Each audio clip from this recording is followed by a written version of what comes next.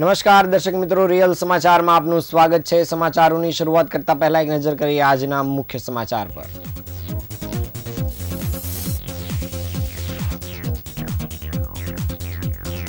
Surat police commissioner કચેરીમાં CCTV command and control centre નેત્રમનું લોકાર્પણ કરાયું। રાંદેરમાં પતિ પત્ની વચ્ચેના ઘરકંકાસમાં પતિ સાથે આવેલ મિત્રનું મોત।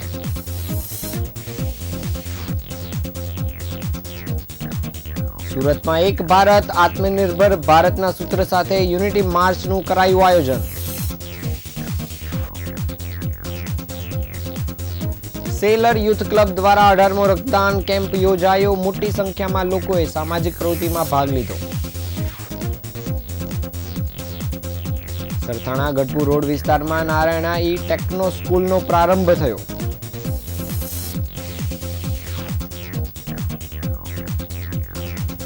કોયલડી લગ્ન પ્રસંગ અંતર્ગત દીકરીઓને કરિયાવર વિતરણ કરાયું।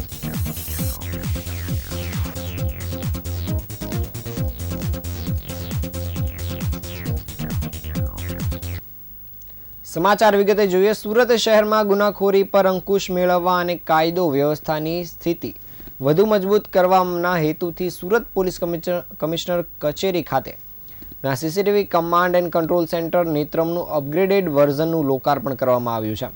રાજ્યના નાયબ મુખ્યમંત્રી હર્ષ સંઘવીના હસ્તે આ અત્યાધુનિક અને અપગ્રેડ કરાયેલા Netram CCTV command and control સેન્ટરનું લોકાર્પણ કરવામાં આવ્યું હતું। આ અપગ્રેડેશન સુરત શહેરની સુરક્ષા વ્યવસ્થામાં એક મોટું અને મહત્વનું પગલું લેશે। સુરત શહેર હવે 1450થી વધુ સીસીટીવી કેમેરાની સતત નિગરાની હેઠળ છે। આ કેમેરાઓ શહેરના મુખ્ય માર્ગો, જાહેર સ્થળો અને સંવેદનશીલ વિસ્તારો પર નજર રાખશે, જેનાથી ગુનાહિત પ્રવૃત્તિઓ પર તાત્કાલિક કાર્યવાહી કરવી શક્ય બનશે। સૌથી મહત્વની વાત એ છે કે સુરતના 709 જેટલા કેમેરાનું સીધું મોનિટરિંગ હવે ગાંધીનગર ખાતેના રાજ્ય સ્તરના ત્રિનેત્રમ સીસીટીવી કમાન્ડ એન્ડ કંટ્રોલ સેન્ટરથી થઈ શકશે। સુરત પોલીસના હાલના કમાન્ડ એન્ડ કંટ્રોલ રૂમને સેન્ટ્રલાઇઝ કરીને નેત્રમની રચના કરવામાં આવી છે અને અહીં બોડી વોર્ન 3 કેમેરાનું લાઈવ મોનિટરિંગ સુવિધાથી સજ્જ કરાયું છે। કંટ્રોલ રૂમના તમામ વોલ્સ એન્ડ ડિસ્પ્લેઝ સિસ્ટમનું અપગ્રેડેશન કરવામાં આવ્યું છે, તેથી શહેરના વિવિધ વિસ્તારનું વધુ સ્પષ્ટ અને રિયલાઇઝેશન મોનિટરિંગ શક્ય બન્યું છે।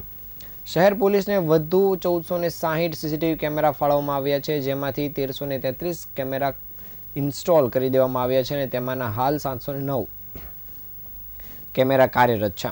આ કેમેરા શહેરના મુખ્ય માર્ગ, જાહેર સ્થળો અને સંવેદનશીલ ઝોનમાં લગાવવામાં આવ્યા છે, જેના થકી સલામતી વ્યવસ્થા વધુ સુવ્યવસ્થિત થશે।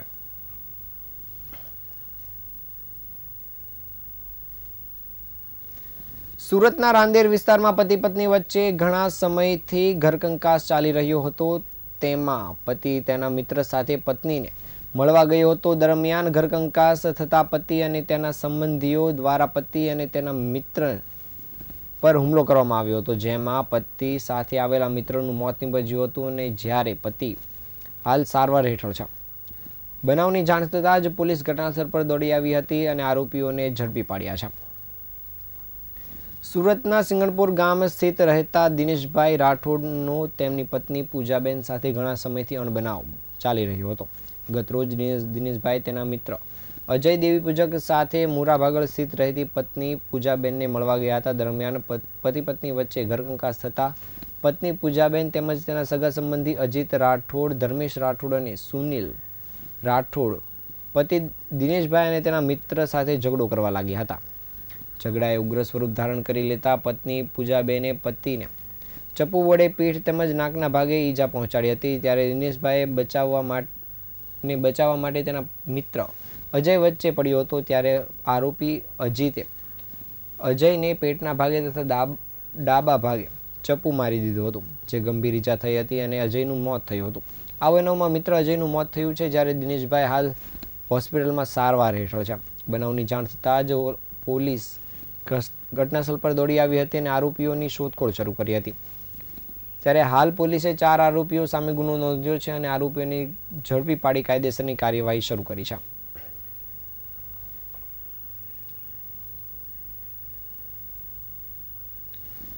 સુરતમાં પશ્ચિમ વિધાનસભા અને ભાજપ પરિવાર દ્વારા એક ભારત આત્મનિર્ભર ભારતના સૂત્ર હેઠળ યુનિટી માર્ચનું આયોજન કરવામાં આવ્યું હતું. સરદાર વલ્લભભાઈ પટેલની 150મી જન્મજયંતિ નિમિત્તે સુરત પશ્ચિમ વિધાનસભાના ધારાસભ્ય પુણેશભાઈ મોદીની અધ્યક્ષતા હેઠળ આ યુનિટી યોજાઈ હતી, જેમાં મોટી સંખ્યામાં લોકો જોડાયા હતા. આ યુનિટી માર્ચ વિસ્તારના મહત્વના રૂટ પરથી પસાર થઈ હતી અને સરદાર વલ્લભભાઈ પટેલના જીવન મૂલ્યો, વ્યક્તિત્વ અને કાર્યોને સમજાવવામાં આવ્યા હતા. સરદાર વલ્લભભાઈ પટેલની 150મી જન્મજયંતિને લઈ વિશેષ આયોજન કરવામાં આવ્યા હતા, જેના ભાગરૂપે અલગ અલગ વિસ્તારમાં એકતા માર્ચનું પણ આયોજન કરાયું હતું, જ્યાં સરદાર સાહેબની પ્રતિમાને ફૂલહાર અર્પણ કરાયા હતા અને સૂત્રોચ્ચાર સાથે તેમજ જીવન મંત્રો સાથે આ કાર્યક્રમ યોજાયો હતો. આ એકતા યાત્રામાં મોટી સંખ્યામાં લોકો જોડાયા હતા અને સરદાર પટેલના જીવન મૂલ્યો વિશેની માહિતી લોકોને પહોંચાડવામાં આવી હતી.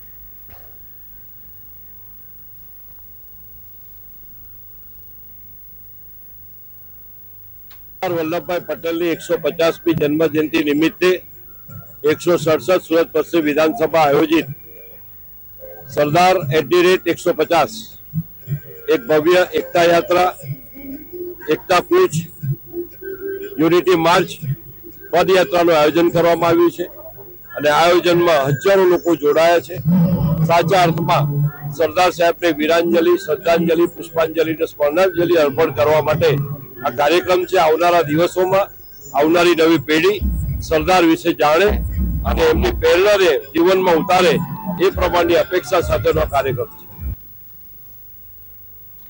સુરત શહેરમાં સેલર યુથ ક્લબ દ્વારા રક્તદાન કેમ્પનું આયોજન કરવામાં આવ્યું હતું. સેલર યુથ ક્લબ દ્વારા આ 18મો રક્તદાન કેમ્પ યોજાયો હતો. આ રક્તદાન કેમ્પમાં મોટી સંખ્યામાં લોકોએ રક્તદાન કર્યું હતું. આ કાર્યક્રમમાં ધારાસભ્ય પુણેશભાઈ મોદી અને મનપાના માજી વિપક્ષ નેતા સહિતના મહેમાનો ઉપસ્થિત રહ્યા હતા. સુરત શહેરમાં મોરાભાગળ સ્થિત ભાણકી સ્ટેડિયમ ખાતે સેલર યુથ ક્લબ દ્વારા 18મા રક્તદાન કેમ્પનું આયોજન કરવામાં આવ્યું હતું, જેમાં મોટી સંખ્યામાં લોકોએ રક્તદાન કરી માનવતાની મહેકાવી હતી.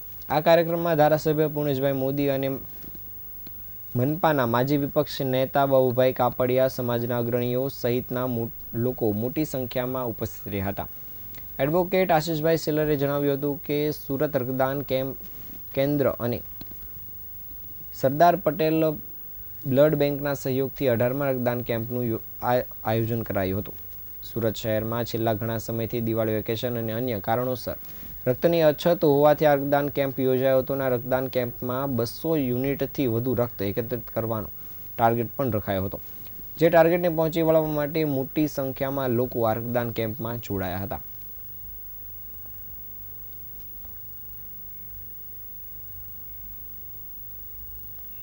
સ્ટેડિયમ ખાતે સુરત રક્તદાન કેન્દ્ર અને સરદાર વલ્લભભાઈ પટેલ બ્લડ બેંકના સહયોગથી 18મો રક્તદાન કેમ્પનું આયોજન કરવામાં આવ્યું છે.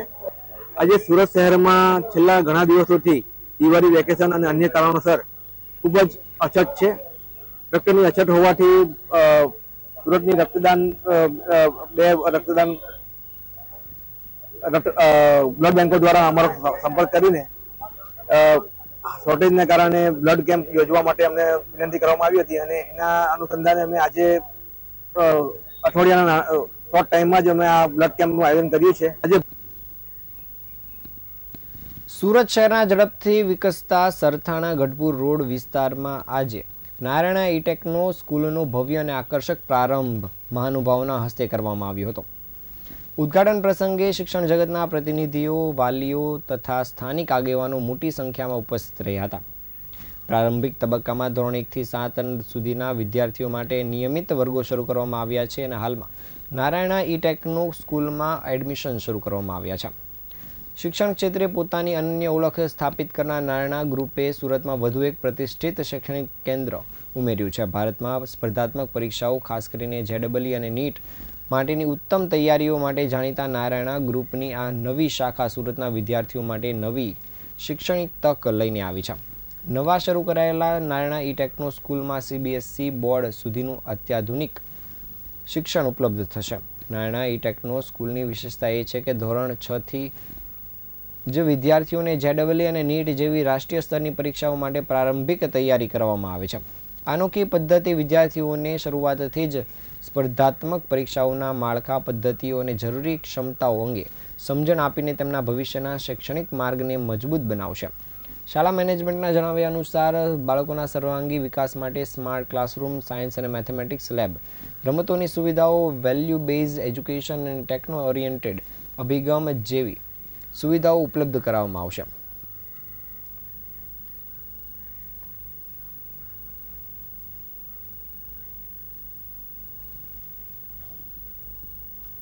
हम लोग गुजरात में आ गए. गुजरात में अभी ये 3rd ब्रांच है सूरत में. Now this is in Surat 2nd branch. We are planning all over Gujarat में हम लोग 30 branches plan कर रहे. We will give the best education to the kids. Definitely the Narayana will be top in Gujarat. Definitely we are going to give good ranks for kids. We will give the coachings for NEET and JEE mains.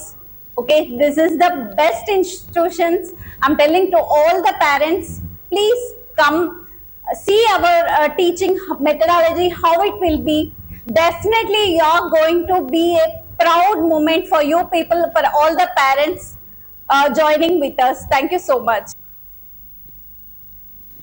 PP Savani group દ્વારા તારીખ 20 અને 21મી ડિસેમ્બરના રોજ ધામધૂમથી તમામ ધર્મ જ્ઞાતિની પિતા વિહોણી 133 વહાલી દીકરીઓને પરણાવી સાસરે વળાવતો પિતા વિહોણી દીકરીઓ માટેનો આ ભવ્ય પ્રસંગ કોયલડી યોજાનાર છે, જે અંતર્ગત આજરોજ તમામ 133 દીકરીઓને પિતાની હૂંફ પૂરી પાડનાર લાગણી રૂપી ભેટ એટલે કે કરિયાવરનું વિતરણ કરવામાં આવ્યું છે. આજથી આ તમામ દીકરીઓને તેમના પિતા તરીકે મહેશભાઈ સવાણી લગ્ન પહેલાં એક પિતાનો પ્રેમ અને હૂંફ આપવા માટે તમામ દીકરીઓના કરિયાવર સાથે સુખી લગ્ન જીવનના આશીર્વાદ અને શિખામણ આપતો આ પ્રસંગ એક પિતા મહેશભાઈ અને તેમની દીકરીઓને લગ્ન પહેલાં સંવેદનશીલ મુલાકાત માવતરના આંગણે ભોજન માટે આમંત્રિત કરવામાં આવ્યા હતા. આ પ્રસંગે ડૉક્ટર અંકિતા મુલાણીએ જ્યારે આજના સમયમાં છૂટાછેડાના વધતા જતા બનાવો શા માટે થાય છે તે વિષય પર ઉપસ્થિત દીકરી, જમાઈ, સાસુ, સસરા અને દીકરીના મમ્મીઓને જરૂરી શિખામણ રૂપી શબ્દો પીરસ્યા હતા. આ કાર્યક્રમમાં મોટી સંખ્યામાં 133 પરિવારના સભ્યો ઉપરાંત 133 યુગલો ઉપસ્થિત રહ્યા હતા. તેમજ વિશેષ કરીને કરિયાવર વિતરણ પ્રસંગે વિવિધ કાર્યક્રમની વિગતો પણ પૂરી પાડવામાં આવી હતી. જ્યારે લગ્ન પહેલાં દીકરીઓની મનપસંદ શોપિંગ કરાવ્યા બાદ આજે કરિયાવર પ્રસંગનું આયોજન કરવામાં આવ્યું હતું, જે બાદ 13 ડિસેમ્બરના રોજ ધામધૂમથી સંગીત સંધ્યાનું પણ આયોજન કરાયું છે. જ્યારે 18 ડિસેમ્બરના રોજ ભવ્ય મહેંદી રસમ પણ યોજાશે, જે બાદ 21 અને 20 ડિસેમ્બરના રોજ ભવ્ય લગ્ન પ્રસંગનું આયોજન કરાશે.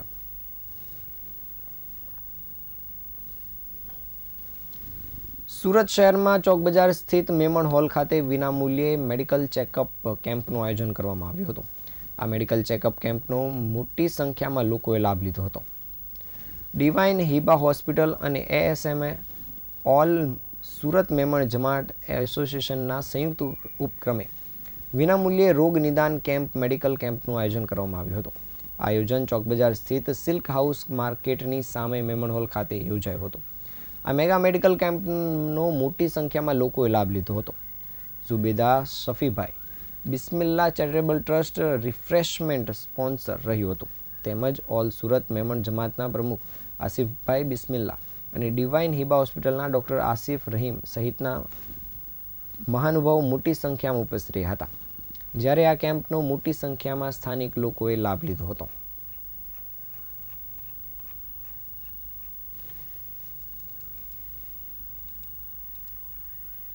મેમણ હોલ ખાતે સવારે 12 વાગ્યાથી લઈને સાંજે 5 વાગ્યા સુધી એક ફ્રી મેડિકલ ચેકઅપ કેમ્પનું આયોજન કરેલ છે, જે ઓલ સુરત મેમન જમાત એસોસિએશન અને ડિવાઇન હિબા હોસ્પિટલ જે અડાજણ પાટિયા સ્થિત છે, બંને મળીને કરેલ છે. એકચ્યુઅલી આ કેમ્પમાં ઓલ સુરત મેમન એસોસિએશન હિબા એક કેમ્પનું આયોજન કરેલું છે, જેમાં એક અમારું ટ્રસ્ટ છે જે અમે હમણાં મારી મમ્મીના અવસાનના પછી બનાવેલું છે, જે મેડિકલ અને એજ્યુકેશનનું કામ કરશે. ઝુબેદા શફીભાઈ બિસ્મિલ્લા ચેરિટેબલ ટ્રસ્ટ એમણે બી એમનું યોગદાન આપેલું છે. હા તો આજના સમાચાર નવા સમાચાર સાથે ફરી મળીશું. ત્યાં સુધી રજા આપશો. નમસ્કાર.